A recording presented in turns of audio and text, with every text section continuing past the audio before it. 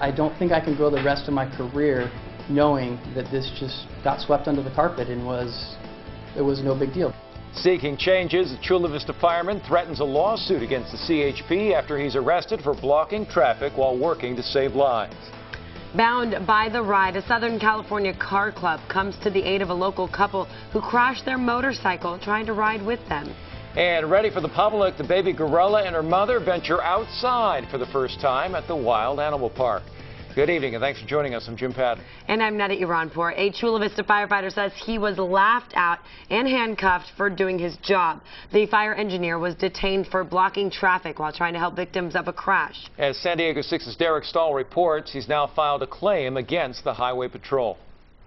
It was a bizarre scene that drew national attention. A Chula Vista firefighter in handcuffs in the back of a patrol car in February, while members of his crew were rushing to help victims of this rollover crash on the 805. It was odd. It was a very odd experience. At the time that this all happened, that he did pull me away, I was actually lowering the gurney, and we were going to be putting the patient who was in C-spine precaution up on the bed. Engineer Jacob Gregoire says a highway patrol officer took issue with where he was parked.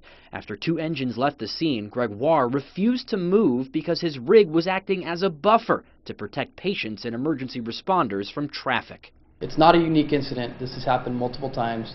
Gregoire and his attorney Dan Gillian say there have been two documented incidents since then of CHP officers delaying or obstructing fire crews, and one of the cases involved this same officer. They say that officer was involved in another confrontation with a fire captain in 2010. Their desire to have authority and jurisdiction at the scene of an accident where people are injured is trumping the incident command system, the NIMS system, and the common sense. Gillian has now filed a claim against the CHP and the state for an unlawful arrest. Both the Highway Patrol and the Chula Vista Fire Department declined to comment because of the possible lawsuit. But a day after the incident, both sides said they plan to do additional joint training on situations like this to work together more efficiently. But Gregoire says so far there's been no change. I just can't live with myself. I don't think I can go the rest of my career knowing that this just got swept under the carpet and it was no big deal. He says he's willing to drop his claim if the CHP addresses the problem and clears up confusion about who's in charge and how to work together. Derek Stahl, San Diego 6 News. The search for survivors continues in Washington state after a landslide over the weekend. Today, crews battled mud, debris, and in some places quicksand as they looked for survivors. Authorities say nearly 50 structures have been destroyed or affected by this mudslide. The Washington State Patrol also released 911 calls from residents of the area during that landslide in Snohomish County. There's like a mudslide and everything's gone. The houses are gone. I got people here screaming for help. You see another person? Okay. Are they in the middle of the water? Yes, there's a person going up there in the middle of the mud. There's someone. You can come on. Okay. Oh my God. Oh my gosh. Okay. No one has been rescued since the slide happened on Saturday. The death toll now stands at 24, with 176 unaccounted for. The rescuers continue to search the debris for survivors. Assisting in those search efforts are 4 of San Diego's very own search and rescue team members. They were deployed today to that mudslide site. They will join 8 others from Riverside, Sacramento, and the Los Angeles Fire Departments.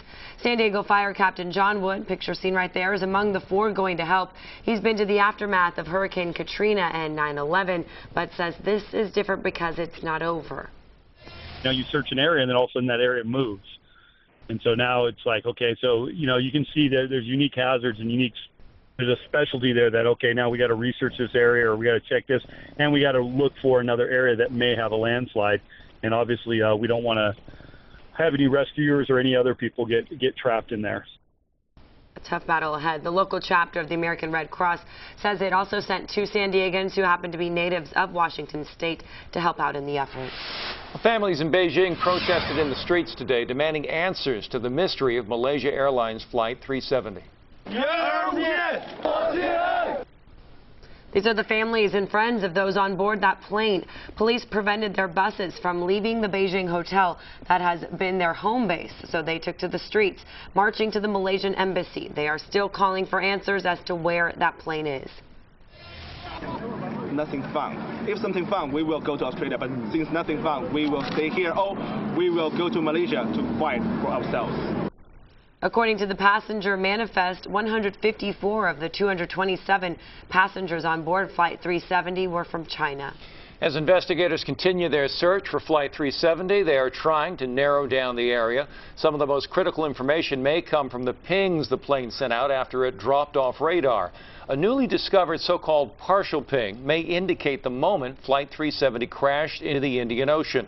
But officials are still uncertain if this new satellite information will provide any new answers just yet. This extra data point is not in itself very definitively conclusive about the fate of the plane. It will allow us, should it come to that, to have a somewhat better, somewhat narrower search field. So far, it has been 18 days since the Malaysian Airlines jet vanished. The U.S. Supreme Court heard arguments on whether private companies should now be required to offer free birth control as mandated by Obamacare. The owners of the arts and crafts chain Hobby Lobby and a Pennsylvania cabinet maker filed lawsuits saying it violates their religious freedom. The two separate appeals were heard together in a 90-minute oral argument. One of the owners of Hobby Lobby says she is hopeful that justices will see their side. We've kept that tradition for more than 40 years. And we want to continue to live out our faith in the way we do business. The choice the government has forced on us is unfair and not in keeping with the history of our great nation, founded on religious freedom. A ruling is expected by late June. The decision could clarify whether businesses have a religious liberty right or whether such constitutional protections apply only to individuals. A longtime SDG&E employee who sued the utility company for wrongful termination is now walking away with at least $860,000. David Bryant was a billing supervisor at SDG&E for more than 2 decades. He says he was fired after he complained the company was targeting low-income neighborhoods to maximize their own profits. SDG&E released a statement saying Bryant's allegations were false and he was fired for what they call inappropriate conduct. The case will undergo a punitive phase tomorrow, which could mean more money for Bryant. Man who left his cell phone and his selfie at a crime scene was sentenced today. This is the selfie that led police to arrest Adam Howe back in early February. Police say he and 2 others stole computers and cash from the Hilltop Tabernacle Church in Chula Vista. Police say he also stole purses and watches from an RV in the church parking lot, a total loss of $10,000. He's now sentenced to 3 years probation and must stay away from the Hilltop Tabernacle Church. So are you aware of the terms and conditions of probation with Mr. Wong? Yes, sir. You understand each and every one of those? Yes, sir. You going to obey them? Yes, sir. Howe used to sleep along the riverbed next to the church, but as the part of that probation, he's going to have to live elsewhere. San Diego police arrested a man suspected of robbing a Rancho Bernardo gas station with a machete. Police say 21-year-old Alexander Brill walked into the Shell gas station on Rancho Bernardo Road at Pomerado Road just after 8 this morning and demanded cash. When the cashier refused, Brill walked out and then drove off in an SUV. Witnesses followed that SUV and they called police. The store's owner says the cashier originally thought it was a prank. The gentleman walked in wearing all black clothing and a ski mask. Pulled out about a foot-long blade from his pants. He was saying that he needs the money, give me the money, give me the money. He just kept repeating that he needed the money. Well, he didn't get any. Shortly after, police arrested Brill at his home. He's being charged with attempted robbery, and no one was hurt. The Aztecs men's basketball team boarded a bus at Viejas Arena this morning for the fairly short ride to Anaheim. Shep, good to go? Yes, sir. There they're off. The team had no public send-off as they're focused on the task at hand, getting a win over Arizona, one of the few teams to beat SDSU this year. Aztecs associate head coach Brian Dutcher says the players are glad to get a second chance against these Wildcats. We think we're ready. We think our game plan is solid, and we're excited to get up to Anaheim and hopefully have a big Aztec crowd in the Honda Center for an Aztec victory. No doubt. Coach Dutcher says the Aztecs have learned from their first meeting with the Wildcats. He says this time around they know they have to do a better job of boxing them out, not giving them second chance opportunities. So this game is scheduled for Thursday at 7:17 p.m. on TBS. 13-year-old Allison Gregar is San Diego County's new Spelling Bee champion. She won today's 45th annual UT San Diego Countywide Spelling Bee with the word gurgled. 92 7th and 8th graders competed in the Spelling Bee, which was held at the San Diego County Hall of Champions. Lasted more than 4 hours, and event officials even admitted they were running out of words. Gregar was up against Christopher Ong for first place. I couldn't even breathe for a second. I've had people tell me I could do it. I never thought it would be me. And I was very surprised because my competitor was very good. And she won an all-expense-paid trip to compete in the Scripps National Spelling Bee at the end of May. All right, well, a lot of California getting hit with some rain and wind. We have meteorologist Sabrina Fine joining us now. Is it going to get here, Sabrina? It is knocking on our door right now. You can see the cold front slicing through the state, bringing rain, wind, and of course chilly air. Already under a wind advisory for the mountain and desert communities all the way through Thursday at around 11 a.m. where we could see our winds sustain 20 to 30 miles per hour. The winds are going to peak though tomorrow afternoon. With the wind, a 10% chance of drizzle along the coast at about 7 a.m. Temperatures then of 61 degrees. By noon, continuing to deal with the shot of precipitation and looking at 63. Coming up, we'll take a look at your hour-by-hour rain forecast detailing if the rain is going to hit your backyard, plus exactly how much we're anticipated to get. Okay? Thank you very much. The centennial celebration, despite a defunct planning committee, how leaders of Balboa Park still plan to party. The mother-daughter duo debut. How you can now get a glimpse of Imani and her baby 13 days after that emergency C-section.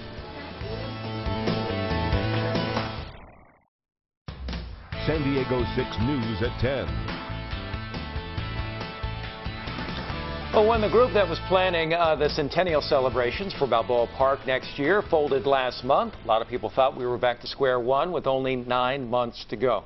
But it turns out lots of planning that did not involve Balboa Park Celebration Incorporated was already in the works. San Diego 6's John Carroll live in Balboa Park tonight with how Balboa Park's museums and other cultural institutions are determined to make centennial celebrations special still. John?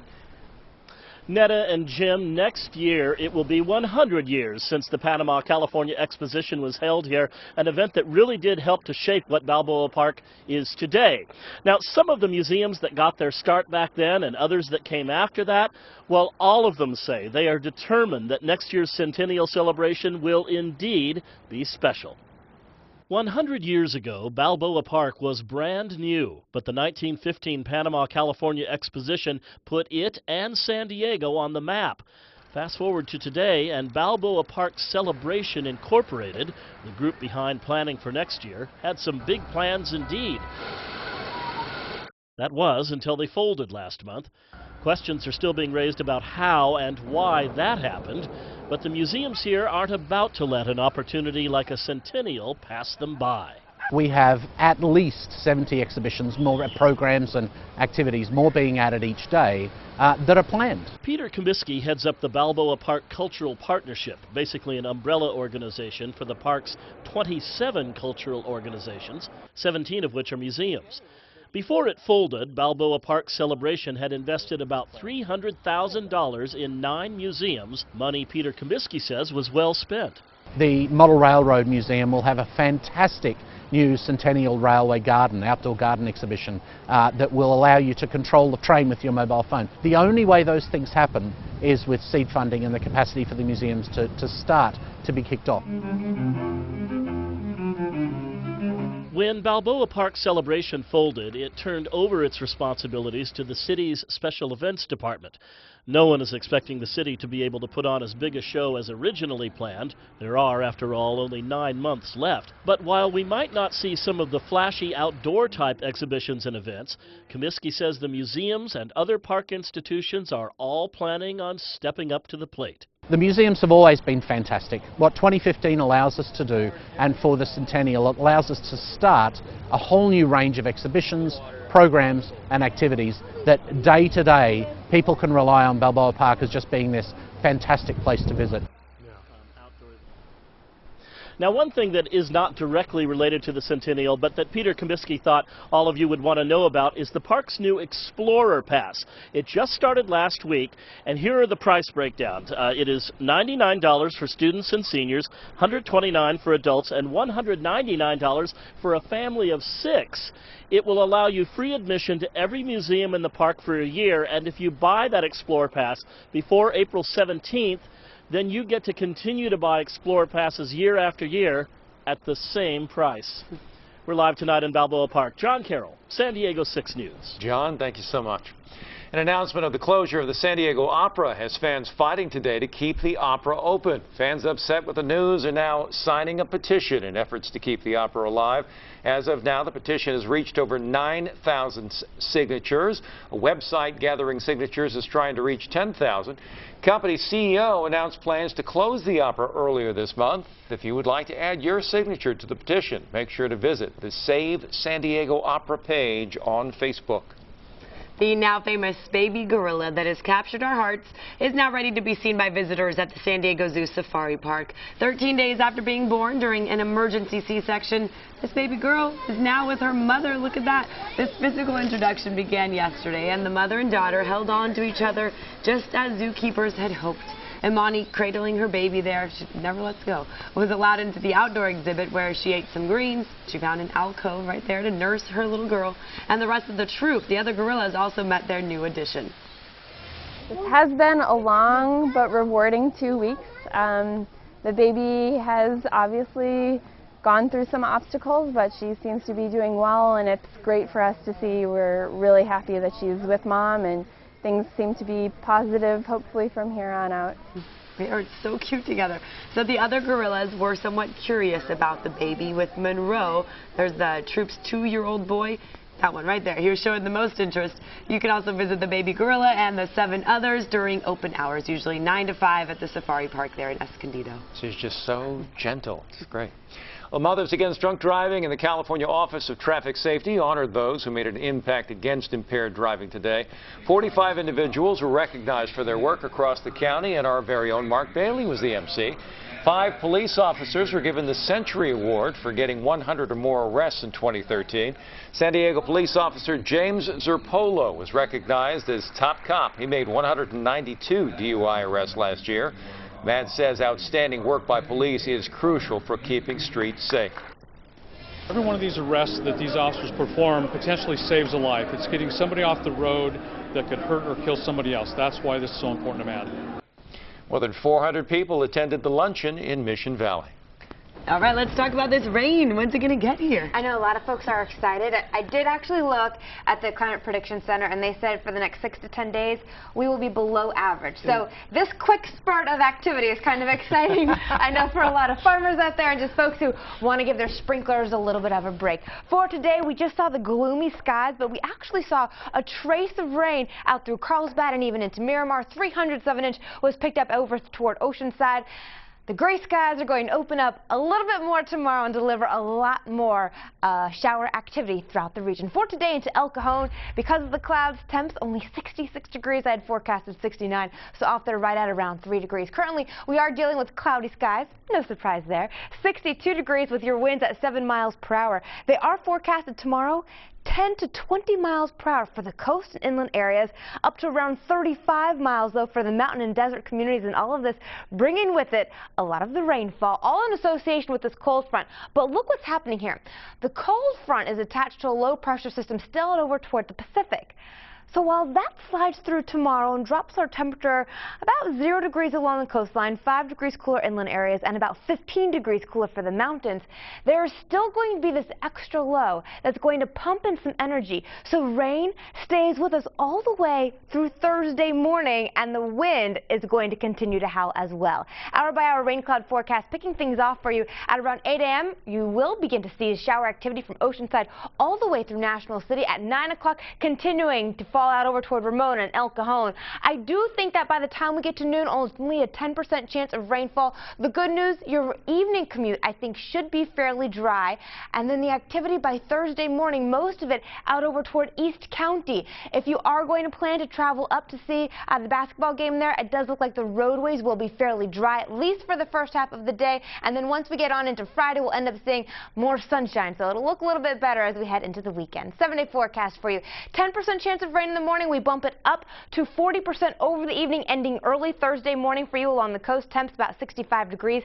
Inland 63 degrees on Wednesday. You will end up seeing a little bit more sunshine later Thursday. The mountains 50 degrees. You also have that 20% chance of rain for you tomorrow. And the desert's looking at 81 with high winds. Guys, back to you. The change is here. Thank you very much, Sabrina.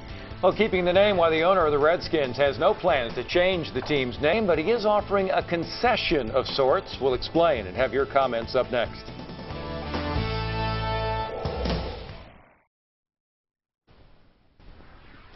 Well, yesterday, the owner of the Washington Redskins, Dan Snyder, said after some soul searching, he has decided to keep the team name. He also says the team will be opening a fund to benefit Native American communities.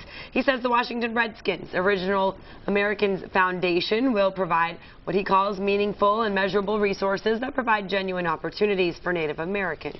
Now, the gesture not being embraced by American Indian activist Susan Harjo, who calls it somewhere between a PR assault and bribery.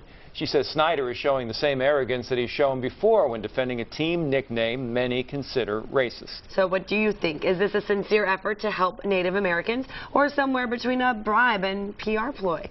That discussion underway on our San Diego 6 Facebook page. Domindu says it's just the name of the team, which should not be changed at all. Just leave it alone. Norma says, don't make it complicated. It is just a name. Why change it? This is a payoff and public relations ploy, though, in my opinion.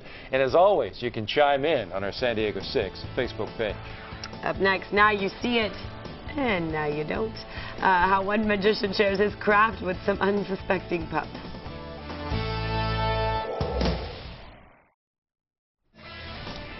Check it out. A magician from Finland tried his tricks out on dogs to see how they would react, and the result is a hilarious viral video. He makes treats disappear right under the dogs' noses. No fair. All of the pets appear confused. Look at them.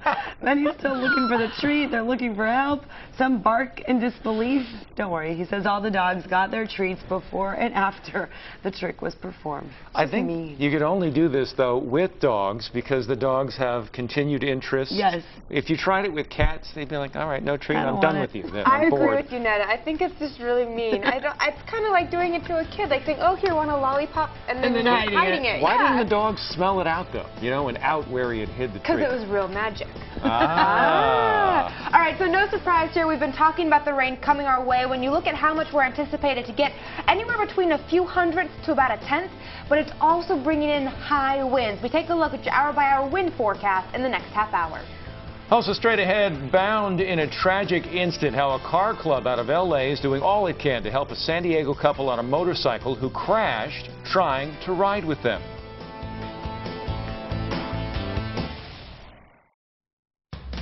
San Diego 6 News at 10. A local couple seriously injured in a weekend motorcycle crash is getting a lot of help from strangers. A GoFundMe campaign has been set up to pay for what will surely be some very expensive medical bills. Nancy Aziz joins us live from Sharp Hospital in Kearney Mesa, where this couple is being treated. Nancy? Well, they still have a long road ahead of them, but there are an awful lot of folks trying to help them, and it has been that way from the very beginning. Just moments after the crash, total strangers showed up to help. A nurse, an EMT, and even a priest. And now with this GoFundMe campaign, even more folks trying to help.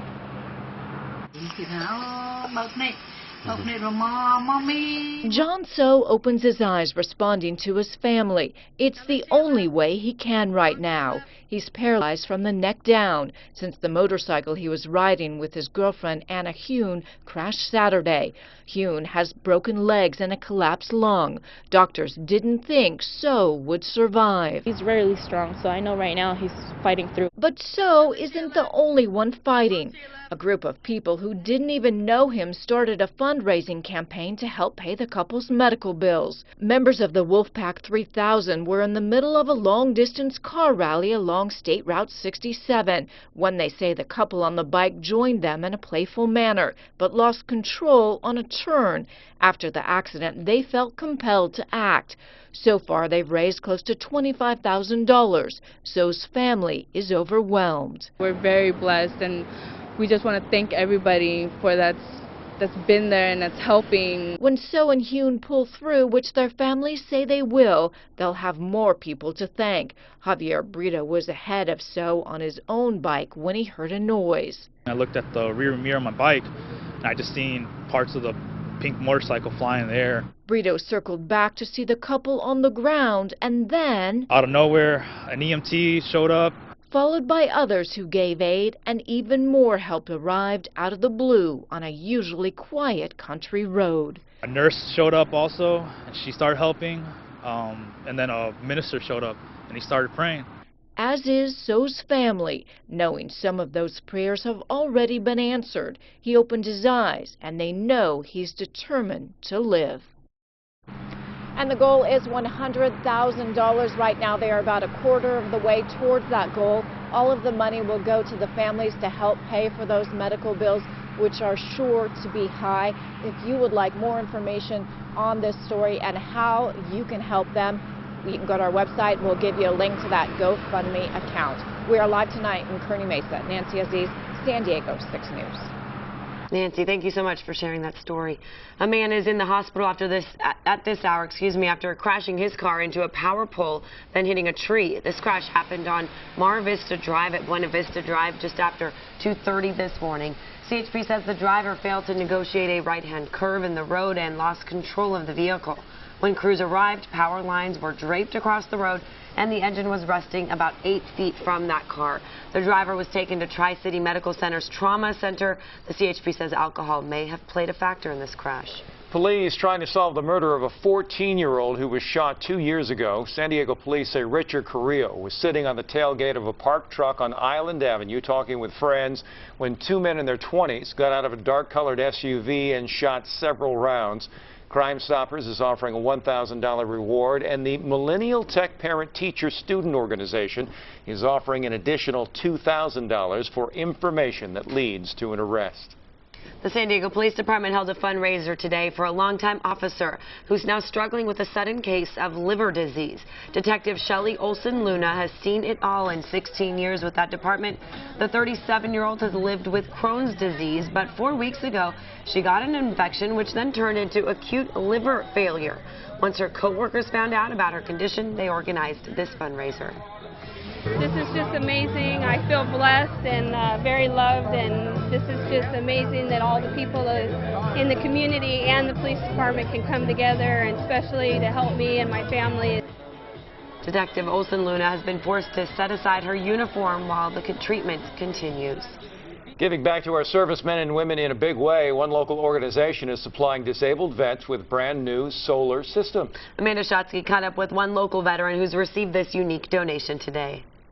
It's a home makeover from the top down. For disabled Navy veteran Ed Klassen, a brand new solar system will be a life changer. We've been shutting things off for the last year, trying to maintain. Putting solar on an Encanto home like this could cost up to $30,000, but this one is free of charge. It's all thanks to the Solar Alliance Foundation. I feel like, and so does the Solar Alliance Foundation, that we owe something to these men and women, and so we just give them a free system. The organization works with volunteers and local companies to help veterans who are in most need. I reached out to the Solar Foundation and said, hey, can you help me do this? And he's like, can we help you do that? No. We can help you with a whole lot more.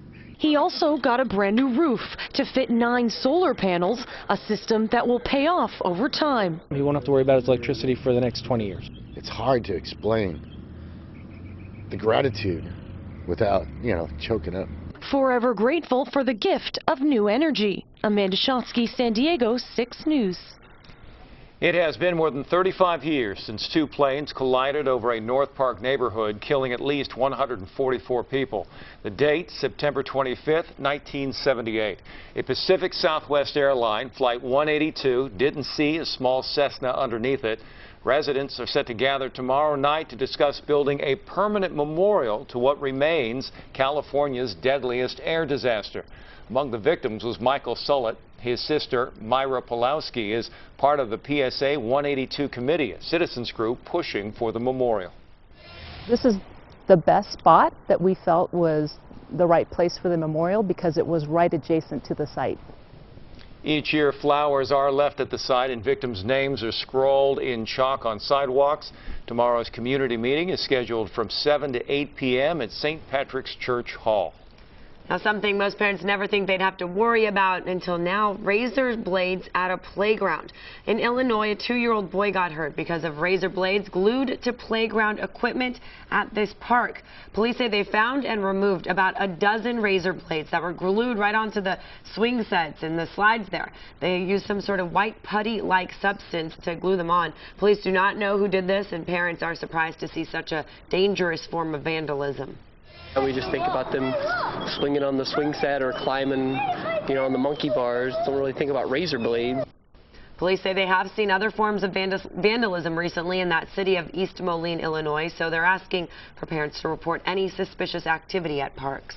A shooting on a U.S. Navy destroyer at the world's largest naval base left 2 men dead last night. Officials say the shooter was a civilian. He boarded the USS Mahal at Naval Station Norfolk in Virginia. The Navy says he took a gun from a sailor and used it to fatally shoot another sailor who was trying to help. Security then shot the man and killed him. Navy officials have not released his name but say he did have credentials to be on the base. Mayor Kevin Faulconer and city council members plan to make some infrastructure improvements to several neighborhoods. The mayor, along with council members, are looking to bring sidewalks and street lights to areas in City Heights that don't currently have them. This funding is coming from a grant through the Community Development Block Program. Mayor Faulconer says it should have been done years ago. It makes a huge difference in the quality of life for our neighbors, for public safety, and I'm glad and delighted that the council is working together, working with me to make this change so our community development block grants, more of that is spent in our communities. Mayor Faulconer says this change will allow for more money to be invested into other deserving communities that need those basic city services. Sweetwater Union High School District has postponed the Board of Trustees meeting again today. It is the second cancellation in a little over a week. It was originally scheduled for last Monday, but district officials said it was called off due to the poor health of Board President Jim Cartmill and the unsettled status of the teachers' contracts. Teachers say they want a 3% raise and more health care coverage. It's frustrating. We're just trying to come to the table, talk to them, and just square this away. There's a lot of uncertainty, teachers not knowing if we're going to actually have to go on strike, if there will be a resolution, and it filters down to our students. The district says if there's a strike, subs will teach the 41,000 students. Starting this Sunday, you'll get to go digital at Petco Park for opening night of baseball season. Welcome to Petco Park. Thanks. Petco Park has been upgraded with what's called digital RFID and smartphone scanners. You can get into the ballpark and buy Padres gear and food with your smartphone. Or if you're a season ticket member, you can simply use your membership card. That easy. The card reader technology will be in place for season ticket members starting this Sunday. And in May, the general public can load their tickets and e-cash onto their smartphones. Baseball season officially begins this Sunday with the Padres playing the Dodgers here at home at 5 p.m. Exciting time. Can't wait for it to start. All right, straight ahead, a high-speed tragedy. We now know what led to the death of actor Paul Walker. And up in smoke, why e-cigarettes may not help people quit smoking after all. And a touch of taste at the workplace. What's the one treat from your boss that may make you work harder?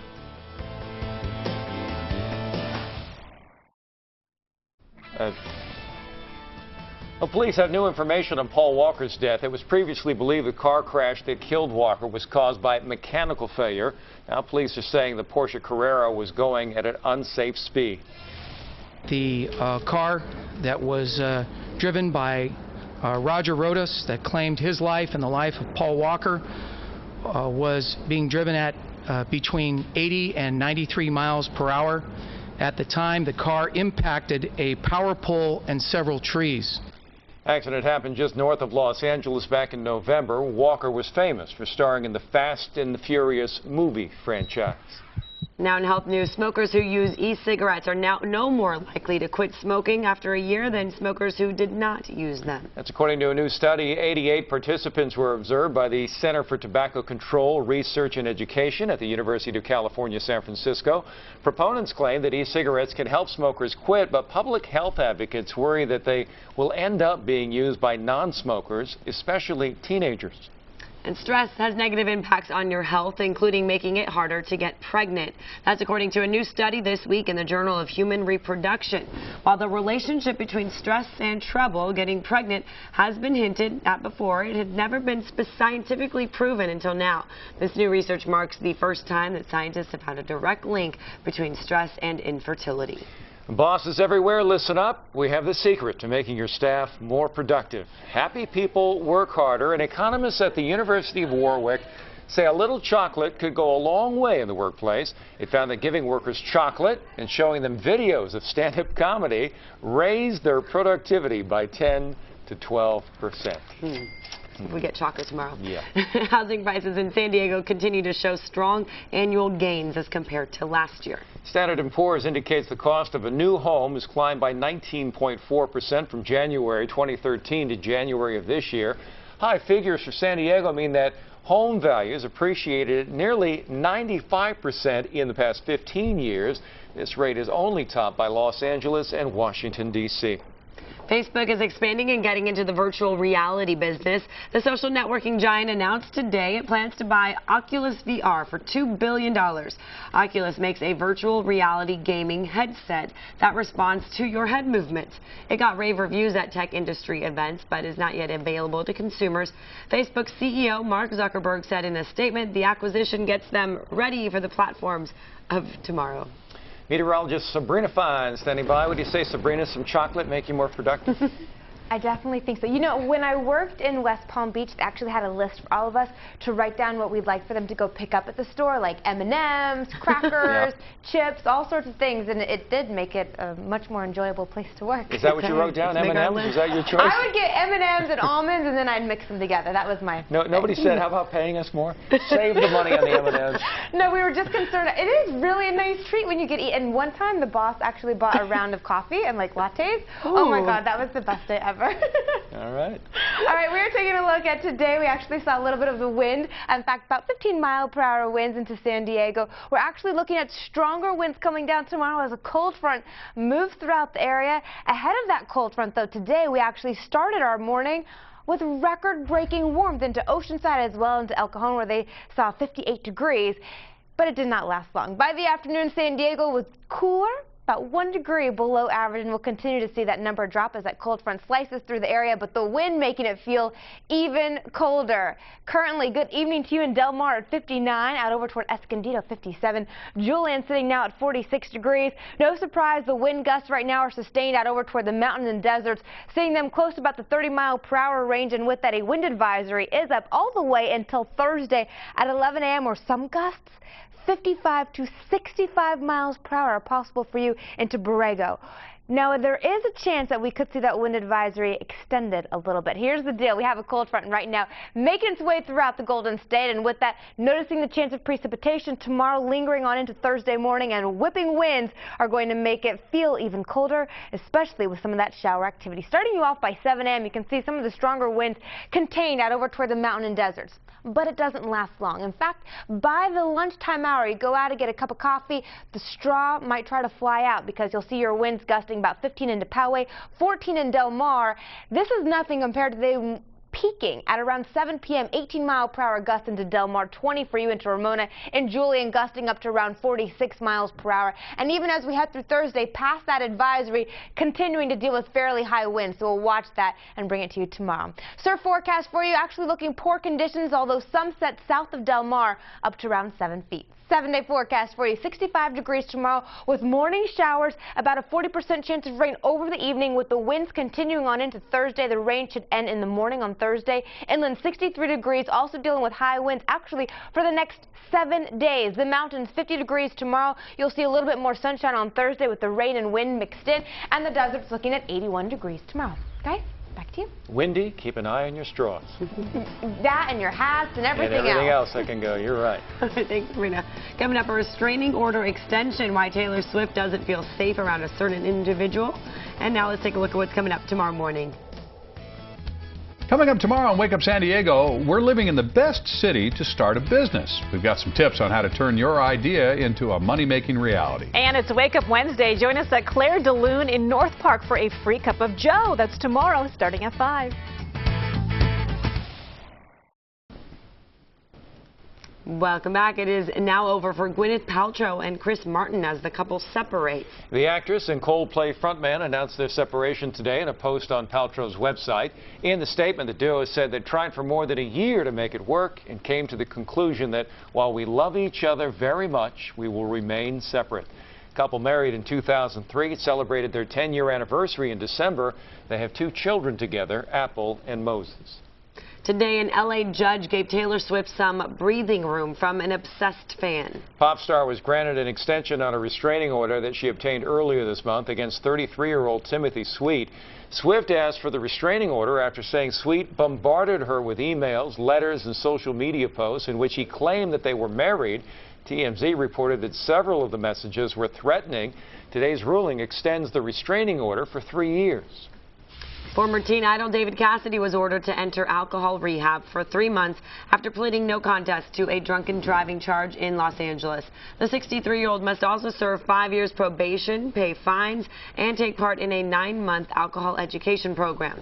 Cassidy had twice the legal blood alcohol level when he was pulled over after making an illegal U-turn. When we come right back, the sky is the limit. We'll show you how a group of 5th graders broke a world record with a Hot Wheels track.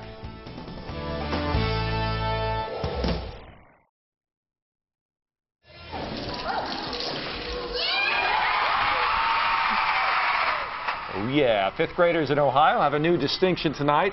World record holders, the students at Woodbury Elementary, broke the Guinness World Record for the largest Hot Wheels loop-de-loop. The students also beat their fundraising goal of $10,000. Another condition of meeting their goal, the principal had to shave his mustache. He has groomed that mustache for 25 years. Oh, I wanted to see the stash. Enough with the Hot Wheels. Just a loop-de-loop. Hot Wheels was one of my favorite toys as a kid. So Tons that's of impressive. Hot Wheels. I think it's awesome. Yeah, and Hot Wheels, I guess, have changed over the years. I think the cars are a little lighter than they used to be. They were made, you know, pure metal back when I was a kid. I think they're plastic a lot now. You know. I loved the Hot Wheels back in the day. And those girls are like, what? Yeah, what is he talking about? Have a great night, everybody. We'll see you tomorrow. Bye-bye.